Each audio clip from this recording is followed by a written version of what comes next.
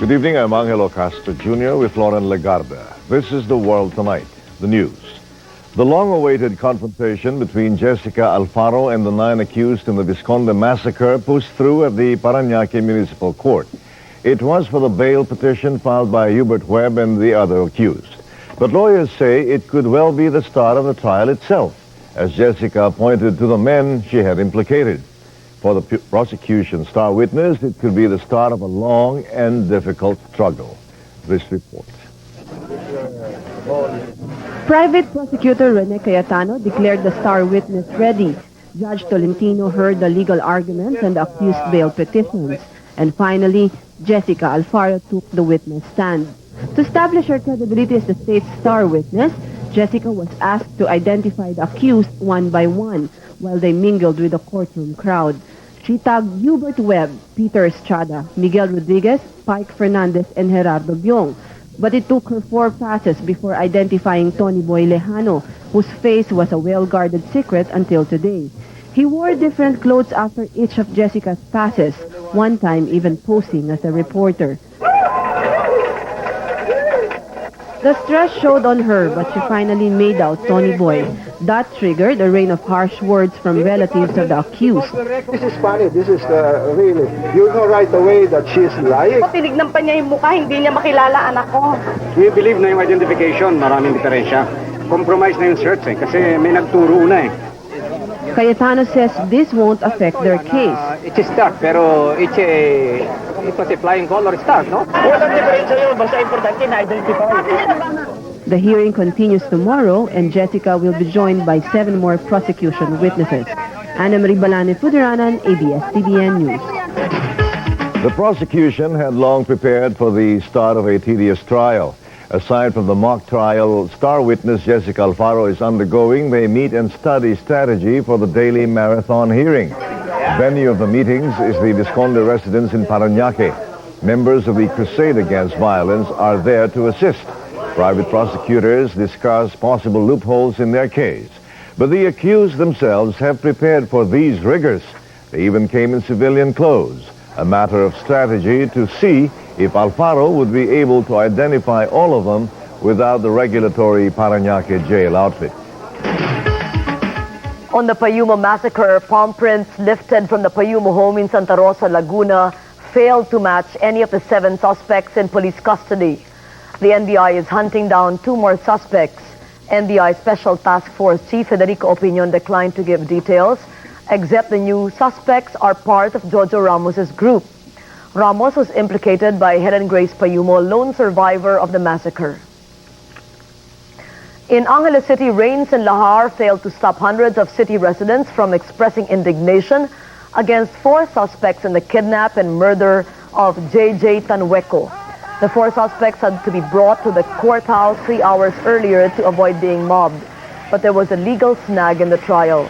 Defense lawyers say the accused were arrested without a court order, and that no preliminary investigation was made when a warrant of arrest was finally issued. In the United Arab Emirates, Sarah Balabagan's appeal trial has begun. As Sarah was led into the courtroom, journalists and spectators were asked to leave. The hearing was held in private because Sarah testified on the details of the rape. The hearing lasted more than an hour. Outside the courtroom, a son of the victim said his family would accept nothing short of a death sentence. He also refused offers of blood money. Before the hearing began, police posted pictures of Sarah's dead employer. Sarah was sentenced to death last month for the murder of her Arab employer. Yesterday, she was reunited with her parents. Karim and Bai Balabagan spent about an hour with her in jail. Here at home, Executive Secretary Ruben Torres and Labor Secretary Jose Brillantes put off their planned trip to the Emirates. Torres says a visit may be counterproductive. He adds government is careful not to appear it is interfering in the UAE judicial process. In Pampanga, thousands of residents fled the towns of Santo Tomas and Minalin as officials searched for shelters to house them. Last Saturday, President Ramos ordered the evacuation of people in these towns threatened by Lahar.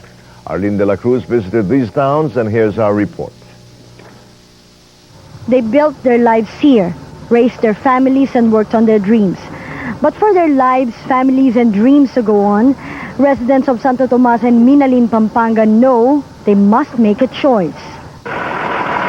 More than 17,000 families from Santo Tomas and Minalin, Pampanga responded to the government's call to evacuate. This time, there was no resistance. RDCC-3 officials say 70% of residents in 15 critical barangays have packed up. Inuna namin yung mga most threatened barangays either by floodwaters or by Lahar flows.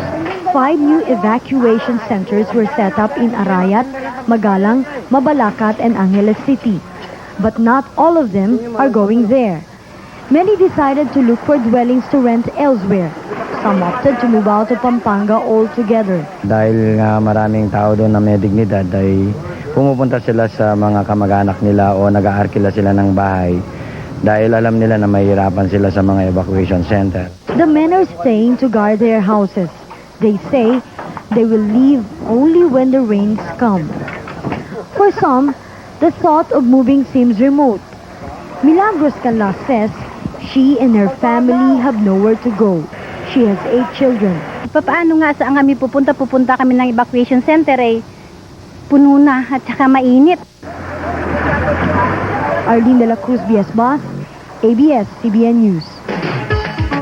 Tracing the ruins wrought by the latest Lahar onslaught is like going into a village ravaged by war. Henry Omaga-Diaz spent the weekend with residents of Barangay Cabalantian in Bacolor. Here's our special report. This is what's left of Cabalantian, Bacolor. Once a barangay oozing with life, it's now a picture of desolation and despair. A 9-year-old boy recently died here when an LPG tank hit him at the height of a Lahar onslaught. A man was buried alive in his home. His relatives were not able to dig him out.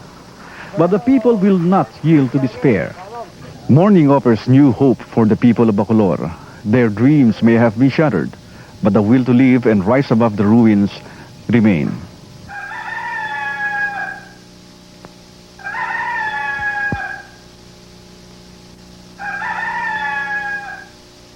They have devised ways to have a normal life. After rummaging through their makeshift cupboards, they cook. They've managed to get clean water out of the Lahar. Men who opted to stay protect whatever's left of their properties. Nalahar na kami, nanakawan pa kami. Kami ginagawa namin, pag meron kami naulol ng magnanakaw, pinapatay namin. So far, food has not been a problem. Various animals remain abundant, and relatives bring them supplies. About 20,000 houses were buried in the barangay. Scores were killed, and even the dead did not escape the onslaught. After trying to save whatever they can from the ruins, residents start a new life somewhere, well, usually on rooftops. Ako, wala akong kasing alam na trabaho kung hindi lang magsasaka. Ngayon, wala akong alam na trabaho. Ang gusto ko lang, sana matulungan kami kahit napapano lang. Pilitin siguro namin yung kabangon. Dahil mahirap yung nasa reseta. Konting hugot lang, ika nga, no? Sa pagkakabaon namin.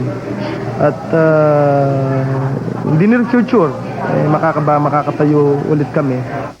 Henry Omaga-Diaz, ABS-CBN Special Report. The president is treating the alleged terrorist plot against him seriously. But Executive Secretary Ruben Torres says he will push through with all his scheduled engagements in the United States for the 50th anniversary of the United Nations in New York. An advance party of the Presidential Security Group is working closely with the U.S. Security Service. PSG Commander Brigadier General Leo Alves says he expects the Secret Service to tighten security. Alves cites the letter allegedly taken from Ramzi Youssef during his arrest in Pakistan, which outlined the assassination plot. But Torres says President Ramos knows how to protect himself, being a former soldier. The president, of course, is concerned, but we have very capable persons looking into this now. Davao residents are worried arsenic poisoning may rise once a geothermal plant of the Philippine National Oil Company is opened. A Japanese scientist confirmed steam from the plant mixed with volcanic material from Mount Apo greatly increases the arsenic concentration of lake waters. 2 people already died of arsenic poisoning. The geothermal plant, mothballed due to protests, is set to reopen in 1996. Still in Davao, fresh hopes for the continuation of an endangered species. A pair of Philippine eagle produced an egg after being left in the wilderness to mate and procreate the natural way. But scientists would not let nature take its full course. They took the egg to an incubator to hatch artificially. Local residents are now locked in debate if that was the right move. Past experience showed eagle eggs laid in the wild did not take kindly